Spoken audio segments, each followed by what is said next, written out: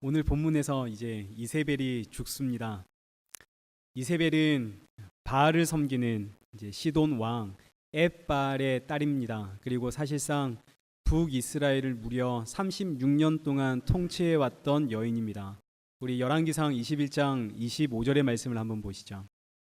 아합 왕과 같이 그 자신을 팔아 하나님 앞에서 악을 행한 자가 없었는데 아합 왕이 이토록 악한 왕이 된 이유를 뭐라고 하나요? 그의 아내 이세벨이 충동하였기 때문에. 그래서 아합 왕 시대의 실제로 이스라엘을 통치한 사람은 이세벨이다라는 뜻입니다. 이 아합 왕이 22년 동안 이스라엘을 통치하고 죽었습니다.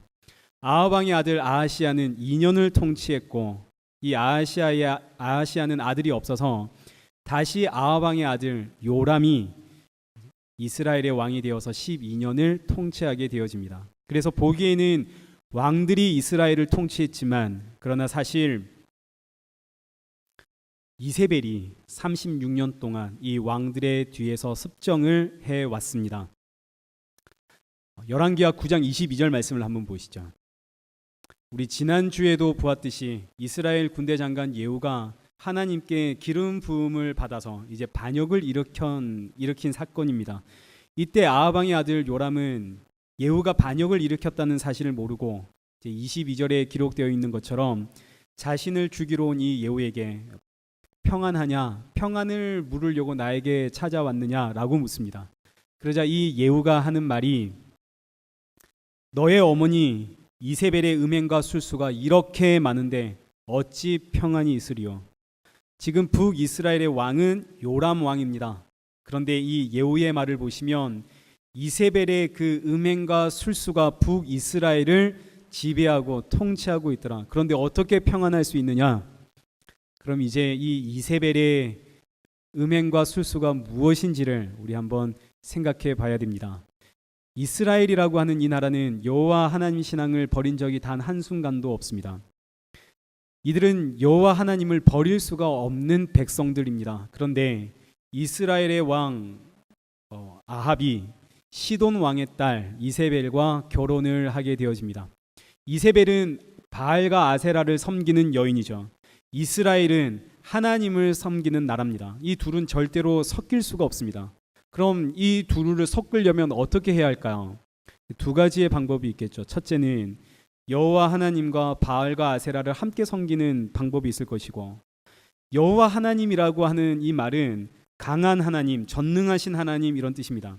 하나님이라고 하는 이 단어는 지금 우리는 하나님 하면 삼위일체 하나님을 생각하지만 구약 성경에 기록되어 있는 하나님이라고 하는 단어는 신이다 이런 뜻입니다. 여호와 하나님은 여호와 신, 그래서 여호와 신은 크고 강한 신 이런 뜻이고, 바알과 아세라는 풍요와 다산을 주는 신입니다. 이 둘을 함께 믿으면 얼마나 좋나요? 강한 하나님이, 크고 강한 하나님이 나를 보호해주고 풍요와 다산을 주는 하나님은 나에게 복을 주니 이 두 하나님께 함께 예배하면 얼마나 좋습니까? 그리고 또 하나의 방법은 이스라엘 백성들은 하나님을 떠날 수가 없으니 여호와 하나님을 바알과 아세라처럼 섬기면 되겠죠. 그래서 겉은 분명히 여호와 하나님인데 그 안에 있는 내용은 바알과 아세라, 풍요와 다산을 주는 하나님을 섬기게 하는 것, 이것이 이제 이세벨의 음행과 이세벨의 술수입니다. 이세벨의 이 음행과 술수가 얼마나 달콤하고 얼마나 교묘했던지 요한계시록 2장 18절 말씀을 보시면 두아디라 교회가 나오죠. 19절, 이 두아디라 교회는 처음 예수님을 믿었던 그 처음 사랑, 그 처음 믿음, 이것보다는 시간이 지날수록 그 믿음과 그 사랑이 더 커져만 간 교회입니다. 얼마나 훌륭한 교회인가요? 처음 믿었던 사랑과 처음 믿었던 그 믿음이 가면 갈수록 더 커져만 가는, 갈수록 믿음과 사랑과 섬김과 인내와 교회의 사업이 날로 날로 커져만 갑니다. 그런데 이 교회가 이토록 사업이 커져가고 믿음과 사랑과 섬김과 인내가 점점 더 커져갔던 이유는 20절, 자칭 선지자라 하는 여자 이세벨을 용납했기 때문입니다. 이세벨의 이 가르침에 넘어가서 행음하게 되고 우상의 제물을 먹게 된 결과 두아디라 교회는 가면 갈수록 보다 더 섬기고 보다 더 인내하고 보다 더 사랑하고 보다 더 섬기고 사업하는 훌륭한 교회가 되었더라, 이런 내용입니다. 초대교회 시절 예수님을 믿는다고 이 초대교회가 얼마나 핍박을 받았는지 모릅니다. 그러나 그럼에도 이 초대교회 성도들은 예수님의 십자가만을 붙잡았고 그 십자가 구원에 감사하며 살아왔습니다. 그런데 어느 날 자칭 선지자라고 하는 이세벨이 교회 안에 들어왔죠. 그리고 그 이세벨이 교회 안에 들어와서 하는 말이, 그녀의 가르침이 이런 겁니다. 여러분, 그동안 대단히 고생했습니다. 정말로 수고했습니다. 제가 여러분의 그 수고와 헌신과 믿음과 사랑과 인내를 보니까 이야, 정말 놀랍습니다. 그래서 이제 여러분들은 복 받으실 겁니다. 하나님께서 이제 여러분들에게 복 주실 겁니다. 저기 교회 어디 누구는 하나님을 이렇게 섬겼더니, 하나님께 이렇게 헌신하고 하나님께 이렇게 충성했더니 하나님이 이런 복을 주셨답니다. 이세벨의 선지자가 와서, 자칭 이세벨, 이 여인이 들어와서 예수 믿고 성공했다는, 예수 믿고 복 받았다는 간증을 풀어놓기 시작을 하는 거죠. 이 간증 안에는 예수님의 십자가도 분명 들어있고 하나님의 영광도 분명히 들어있습니다. 아, 그렇구나. 예수님을 믿었더니 구원받았다 하는 것으로 끝이 아니구나. 이 세상에 복이 있구나. 지금 우리가 이토록 핍박받고 있는데 하나님께 더 충성하고 더 헌신하고 더 봉사하면, 아, 저렇게 인생이 역전도 되는구나. 하나님의 영광은 이렇게 드러나는구나. 그래서 교회가 더 사업을 하고 더 열심히 섬기고 더 열심히 인내하고 더 많이 사랑하기 시작하더라. 왜요? 뭐 하려고요? 복 받으려고요. 성도들 안에 풍요와 다산의 신앙이 생기기 시작합니다. 누구를 위해서? 말은 하나님의 영광이라고 하지만 사실은 이 땅에 살고 있는 나를 위해서. 이것이 이세벨의 음행과 술수입니다. 자, 그렇다면 오늘날 이 우상숭배, 이 이세벨의 음행과 술수에 안 넘어간 교회가 어디에 있습니까? 여기 안 넘어간 성도는 어디에 있습니까? 교회는 십자가가 달려 있습니다. 교회 꼭대기에는. 제가 늘 이야기하는 말씀이죠. 십자가는 죽음을 뜻하고 무덤을 상징합니다. 그래서 교회에 온다는 것은 십자가 밑으로 들어간다는 뜻이고, 십자가의 밑은 무덤입니다. 죽을 자리 찾아왔다는 뜻입니다. 이제는 나는 죽었습니다. 예수님이 사십니다. 그래서 교회의 그 십자가 밑으로 들어온다는 말은 나는 이제 죽었습니다라는 뜻입니다. 죽기 위해 교회에 오는 거죠. 그런데 나는 지금 죽었나요? 살았나요? 나는 죽으려고 교회를 나왔나요? 아니면 교회 와서 예배 잘 드림을 통해서 열심히 충성하고 헌신함을 통해서 보다 더 잘 살려는 그 기대 안고 오셨나요? 나를 괴롭히는 이 문제 해결되기를 기대하며 더 충성하고 더 봉사하고 더 헌신하고, 그러면 하나님이 나에게 더 좋은 것 주실 거라는 그런 기대 안고 우리 교회에 나온 것 아닌가요?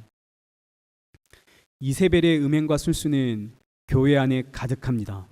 모두 다 저뿐만 아니라 아담과 하와의 선악과 사건 이후로 이 땅의 모든 사람은, 이 땅의 모든 교회는 내가 좀 잘 되었으면, 우리가 좀 잘 되었으면 하는 이 탐심에서 벗어날 수가 없습니다.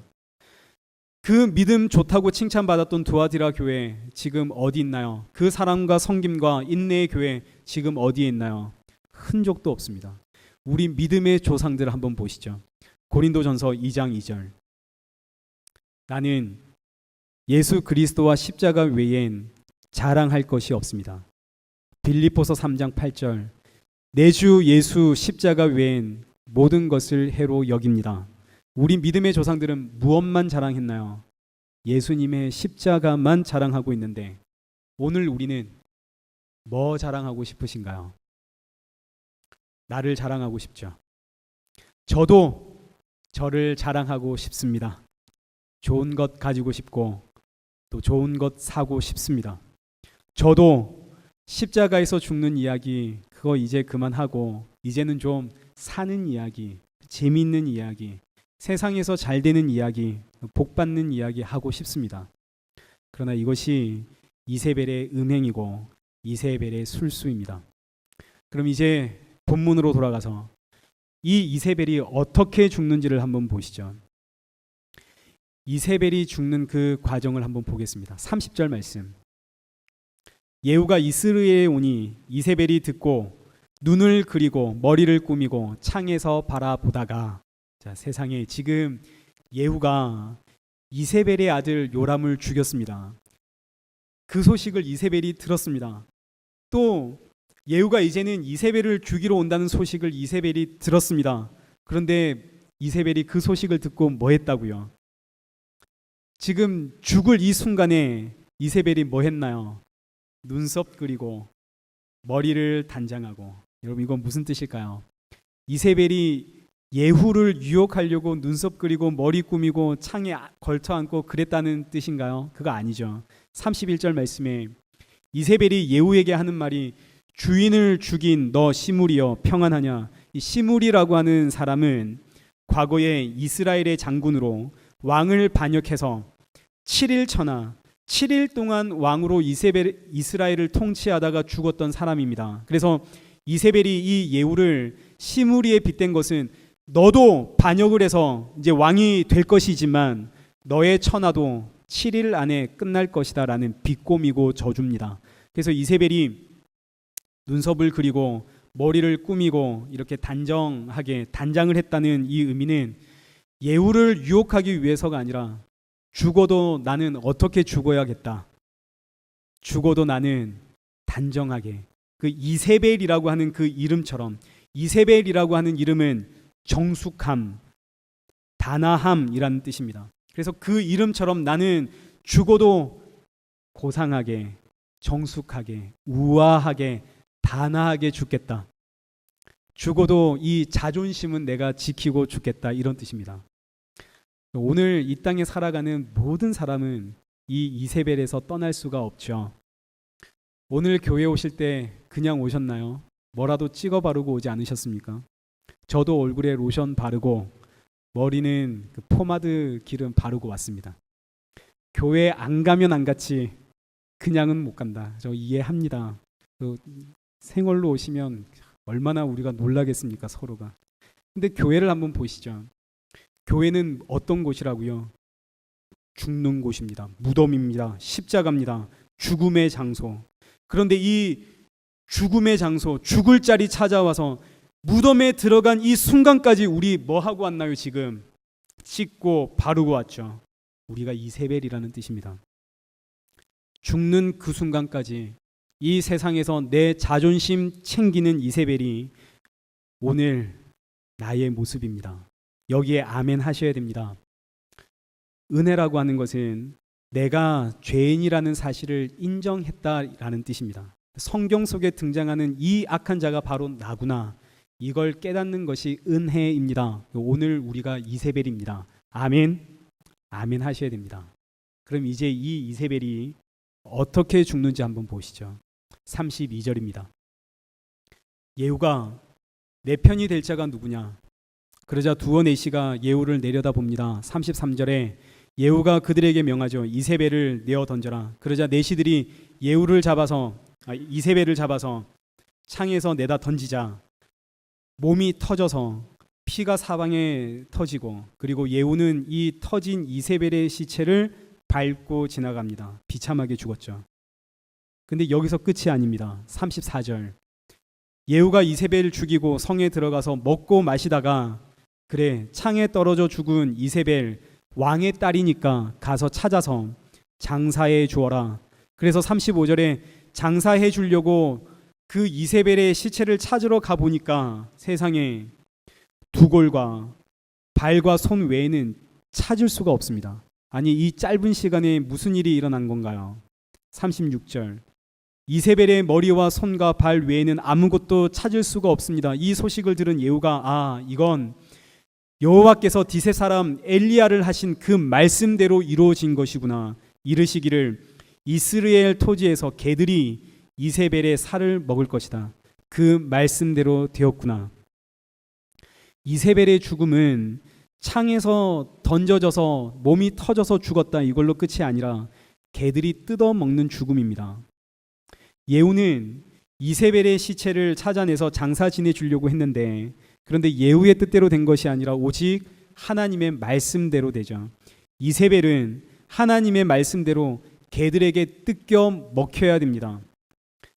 창문에서 떨어져 몸이 터져 죽어야 되고 개들이 와서 그를 뜯어 먹어야 됩니다. 얼마나 끔찍한 죽음인가요? 그런데 이세벨의 죽음은 여기서 끝나지 않습니다. 이제 더 갑니다. 우리 10장 1절 말씀을 한번 보시죠.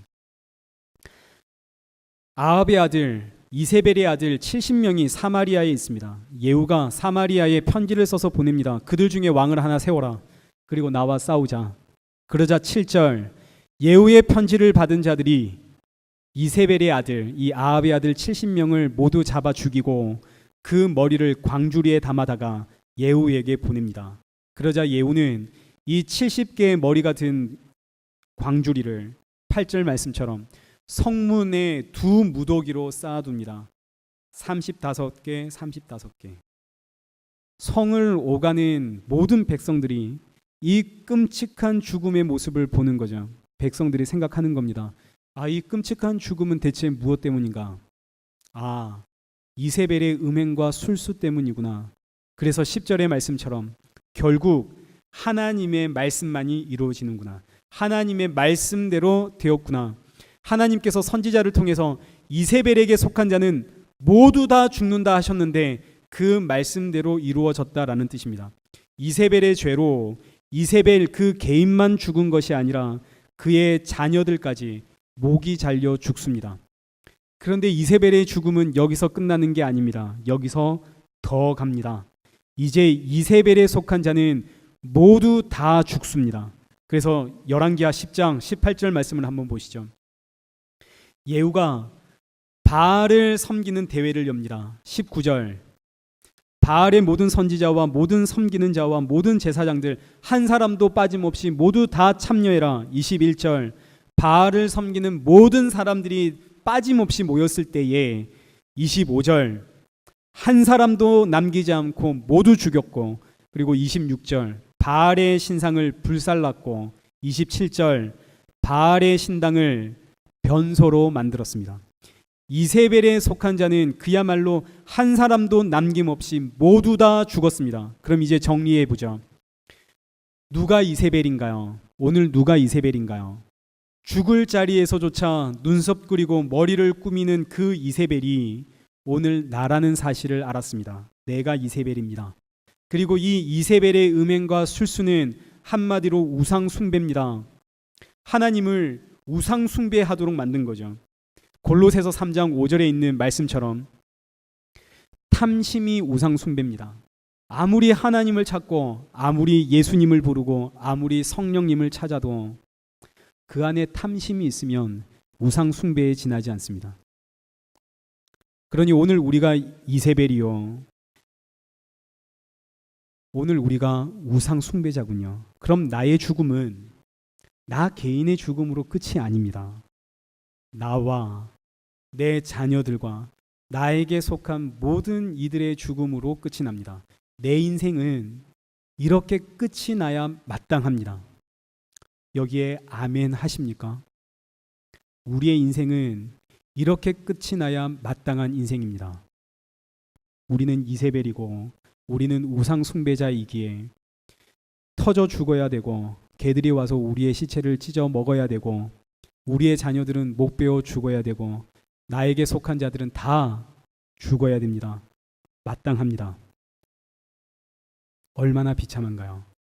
이 비참한 죽음이 아담과 하와의 선악과 사건 이후로 이 땅의 모든 사람들에게 임한 하나님의 저주여 하나님의 심판입니다. 우리는 그 누구도 이 심판에서 피할 자가 없습니다.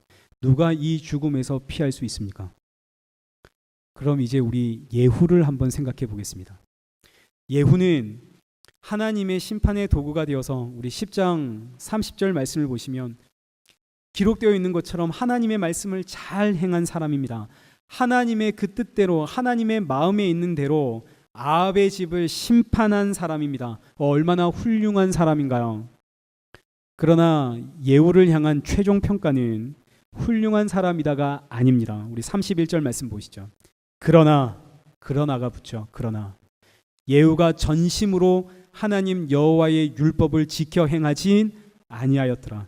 여로보암의 죄에서 떠나지 아니하였더라. 28절 예후가 이와 같이 이스라엘 중에서 바알을 멸하였으나 이스라엘에게 범죄하게 한 느밧의 아들 여로보암의 죄 곧 베델과 단에 금송아지 섬기는 죄에선 떠나지 아니하였더라.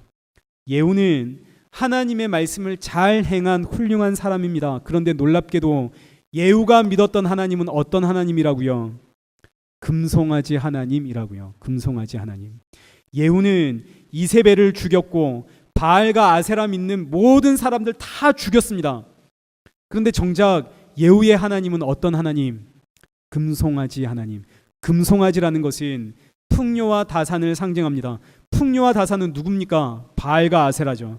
따라서 예후가 섬긴 하나님은 금송아지다. 이 말은 결국 예후도 이세벨의 음행과 술수에서 떠나지 못했다 이 뜻입니다. 무시무시한 말씀이죠. 이세벨의 음행에서 이세벨의 술수에서 떠나지 못한 예후. 그럼 이 예후는 그 끝이 어떻게 되어야 됩니까? 죽어야 되죠. 예후 역시 죽어야 됩니다. 이세벨에 속한 자는 반드시 죽습니다. 예후도 하나님의 말씀대로 죽어야 됩니다. 그럼 대체 누가 살 수 있습니까? 오늘 말씀 속에 대체 누가 살 수 있고 오늘 이 인류 가운데 대체 누가 살 수 있습니까? 아무도 살 수가 없죠. 온 이스라엘 백성들, 온 세상 사람들 아무도 살 수가 없습니다. 그래서 갈라디아서 3장 22절 성경이 모든 것을 죄 아래 가두었다. 아, 그렇구나. 이 세상의 모든 것이 죄 아래 갇혀 있구나. 성경은 이걸 증거하고 있습니다. 모든 것이 다 죄 아래 갇혀 있습니다. 우리는 이세벨의 죄에서 벗어날 수가 없습니다. 우린 죽어야 마땅합니다. 이것이 이세벨과 예후와 그리고 구약 성경 전체를 통해서 우리에게 가르쳐 주시는 말씀입니다. 우리는 죽음을 피할 길이 없습니다. 그런데 이때 이렇게 절망뿐인데 놀라운 소식이 우리에게 들리는 것이죠. 갈라디아서 3장 13절 놀랍게도 우리가 죽어야 되는데 예수 그리스도께서 우리를 대신해서 죽음의 저주를 대신 받으셨답니다. 22절 우리는 죄 아래 갇혀 있는데 세상에 하나님께서 예수님 믿는 믿음을 우리 안에 넣어 주심으로 우리를 구원해 내신답니다. 이제 이 말씀이 오늘 본문 속에 어떻게 기록되어 있는지를 확인해 보겠습니다. 열왕기하 10장 18절입니다. 예후가 이세벨을 죽였습니다. 이세벨의 아들들도 죽였습니다. 그런데 여기서 끝이 아닙니다. 이세벨과 관련된 바알과 아세라를 믿는 모든 자를 다 죽여야 됩니다. 어떻게 죽여야 할까? 예후가 꾀를 하나 냈습니다. 그래서 18절과 19절에 기록되어 있는 것처럼 나 예후는 바알을 크게 섬기겠다. 그래서 이제 바알을 크게 섬길 제사를 열겠으니 바알의 모든 선지자와 모든 바알 섬기는 자들과 모든 제사장들은 빠지지 말고 참여해라. 공문을 내리죠. 21절 예후가 온 이스라엘에 두루 사람을 보냈더니 바알을 섬기는 자가 한 사람도 빠짐없이 모두 다 모였습니다. 22절 예후가 바알 섬기는 자에게 예복을 주면서 하는 말이 23절 너희 중에 여호와를 섬기는 자가 이 안에 있다면 여호와의 종이 여기 있다면 쫓아내라. 이것이 오늘 우리가 받은 구원의 내용입니다. 우리 한번 상상해 보시죠. 이스라엘 안에는 순수하게 바알과 아세라만 섬겼던 사람들도 있고 또 그런가 하면 바알과 아세라를 섬기면서 여호와 하나님을 함께 섬겼던 양다리를 걸쳤던 사람도 있었고 또 여호와 하나님을 섬기는데 바알과 아세라처럼 섬겼던 사람도 있었습니다. 그런데 이제 왕이 바뀌었죠. 왕이 나는 바알을 크게 섬길 것이다. 바알을 위한 제사를 크게 열었습니다. 이제 대세는 바알이 되었습니다. 그러니 바알과 아세라를 섬기는 사람들은 말할 것도 없고 또 누가 모여들까요? 바알과 아세라도 섬기고 여호와 하나님도 섬겼던 양다리 걸친 이 사람들도 대세가 바알과 아세라니까 그 자리에 참여했을 것이고, 또 나는 하나님을 섬겼지만 바알처럼 하나님을 섬겼던 사람들도 이 기회에 그래 이제 바알을 섬기자 하고 참여했겠죠. 모두가 다 모였습니다. 이때 왕이 명령을 내리는 거죠. 바알과 아세라만 섬기는 사람들에게 예복을 전달하면서 혹시 여기 순수하게 바알과 아세라 섬기는 사람 말고 여호와 하나님도 함께 섬겼던 사람, 양다리 걸치고 있었던 사람들이 이 안에 들어왔다면 너희가 다 쫓아내라. 바알과 아세라만 섬겼던 사람들은 누가 양다리를 걸치고 있는지 너무나 잘 알죠. 너무나 잘 압니다. 그래서 그들이 양다리 걸치고 있던 자들 다 찾아냅니다. 야, 너 보니까 여호와 하나님도 섬기더만 너 나가. 우리 식으로 표현하면 너 예수님도 믿더만 넌 나가. 넌 여기 있을 자격이 없어. 너 나가. 쫓아내는 거죠. 쫓겨났습니다. 나는 여기 있고 싶었습니다. 너무 난 여기 있고 싶었죠. 나도 바알 섬기면서 한 자리 차지하고 싶었습니다. 그런데 쫓겨났습니다. 내 의지가 아닙니다. 그런데 쫓겨난 결과가 뭔가요? 구원입니다. 예복을 입은 자들은 그날 모두 죽었고 그 자리에서 쫓겨난 자들은 모두 구원받았습니다. 쫓겨난 자들은 쫓겨나고 싶었던 것이 아닙니다. 어떻게 해서든 그 자리에 들어가려고 길을 쓰던 사람들이죠. 근데 거기서 쫓겨난 것은 내 의지가 아니라 타의에 의해서 끌려 나왔습니다. 이것이 오늘 우리에게 임한 구원입니다. 우리가 언제 십자가로 가고 싶었나요? 우리가 언제 이렇게 예수님이 좋고 하나님이 좋았나요? 우린 세상이 좋죠. 재밌는 TV를 보고 드라마를 보고 게임을 하고 연애를 하고 예수님 생각나던가요? 하나님 생각나던가요? 맛있는 것 먹을 때 예수님 생각나십니까? 우리가 언제 예수님을 그렇게 좋아했습니까? 우린 세상이 좋죠. 어떻게 해서든 이 세상 속에서 잘 살아보려고, 사람들에게 좀 잘 보여보려고 예수님과 세상 사이에 양다리 걸쳐놓고 주일에는 교회 찾아와서 예수님 앞에 예배드리지만 평일에는 마치 예수님 안 믿는 사람처럼 살아가는 것이 우리의 모습 아닙니까?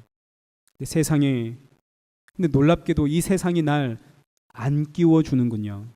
나도 가면 재미있게 놀 수 있는데, 나도 저기서 재미있게 잘 어울릴 수 있는데 세상에 날 안 끼워줍니다.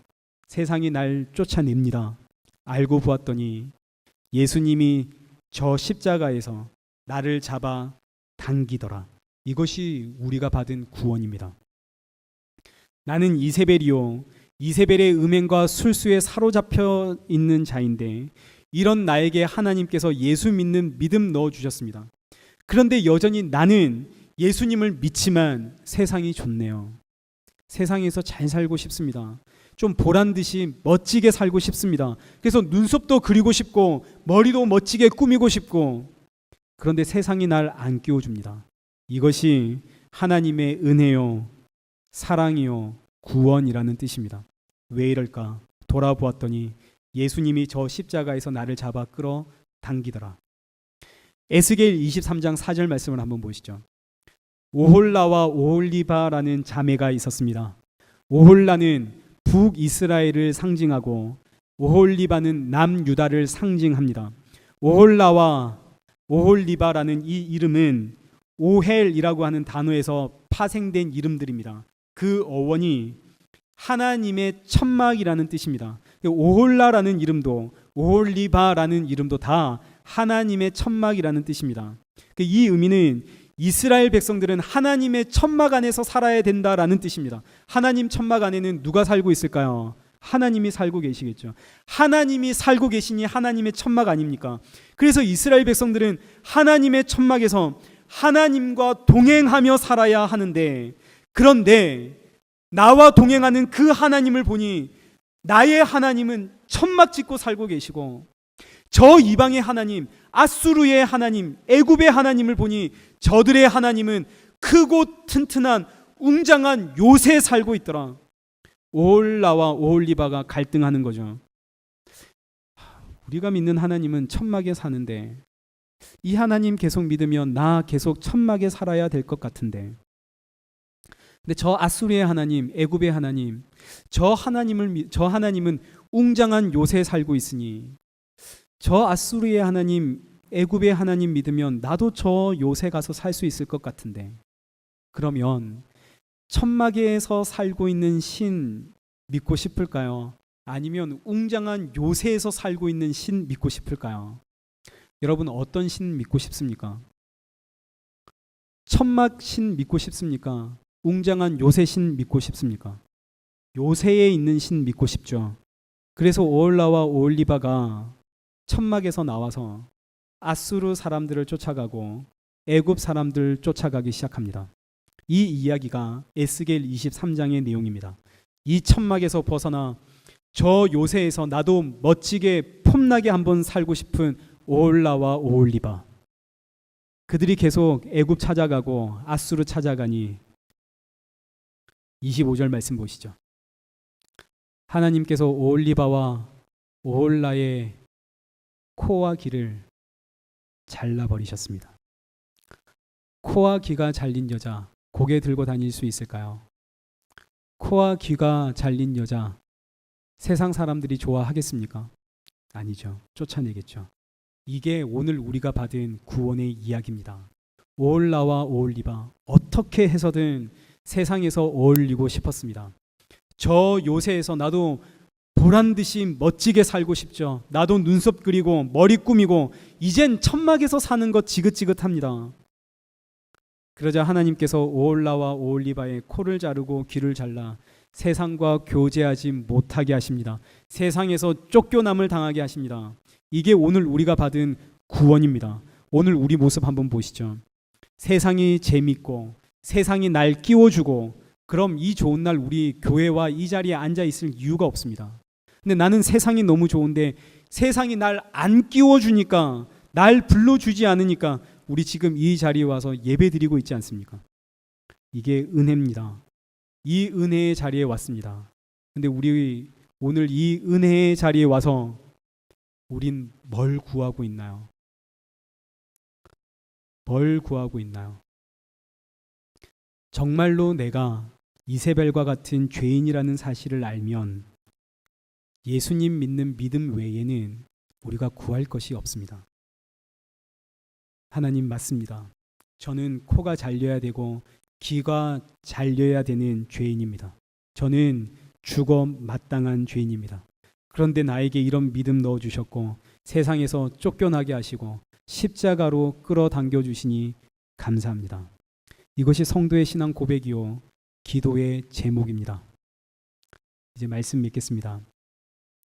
열왕기하 10장 15절 말씀 한번 보시면, 예후가 이세벨의 집안을 심판하는 가운데 정말 뜬금없이 레갑의 아들 요나답의 이야기가 기록되어져 있습니다.